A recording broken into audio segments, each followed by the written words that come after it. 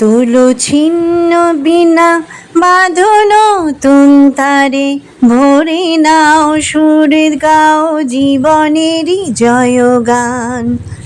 আগামী দিনের আলো দু চোখে মেখে নাও, আধার ঘুচিয়ে দাও ভোলো অভিমান।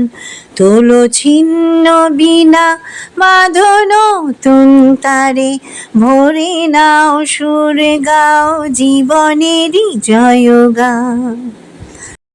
নমস্কার বন্ধুরা, গানে গানে সঙ্গীতার রান্নাঘরে আপনাদের স্বাগত জানাই। আজ আমি চলে এসেছি সন্ধেবেলার একটি স্ন্যাক্সের রেসিপি নিয়ে। চলুন দেখা যাক এটা কিভাবে করি। এই রেসিপিটার জন্য আমি এখানে কয়েক টুকরো লোটে মাছ নিয়ে নিয়েছি। বড় লোটেগুলোকে দু টুকরো করে নিয়েছি। এবার একটু ভিনিগার এর মধ্যে মিলিয়ে নিলাম। তারপরে দিয়ে দিচ্ছি নুন, আর দিয়ে দিলাম আদা রসুন বাটা। এবার মাছগুলোকে আমি এগুলোর সাথে মিশিয়ে নিলাম। এবার এখানে দিয়ে দিলাম একটু চিলি সস, আর দিয়ে দিলাম কাশ্মীরি লঙ্কার গুঁড়ো। মাছগুলোকে এভাবে আমি মেখে নিয়ে ম্যারিনেট করতে দেব। কিছুক্ষণ বাদে আমি চলে এসেছি খানিকটা বেসন নিয়ে। বেসনের সঙ্গে আমি দিয়ে দিলাম একটু চালের গুঁড়ো, আর দিয়ে দিলাম একটু নুন, তারপর হলুদ। এবার আমি এই শুকনো বেসন, হলুদ, চালের গুঁড়ো আর নুনটাকে একটু মিশিয়ে নেব।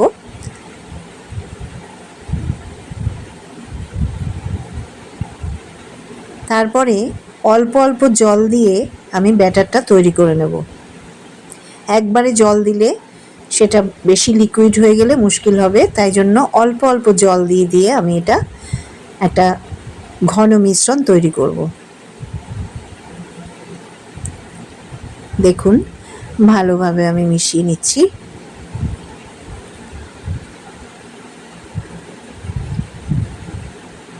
এইভাবে ব্যাটারটা ঠিক থিকনেসটা এরকম হবে। দেখেছেন, কালারটাও এরকম আসবে এবং থিকনেসটাও এরকম হবে। এবার আমি একে একে লোটে মাছগুলোতে এই বেসনে চুবিয়ে কোট করে নিচ্ছি।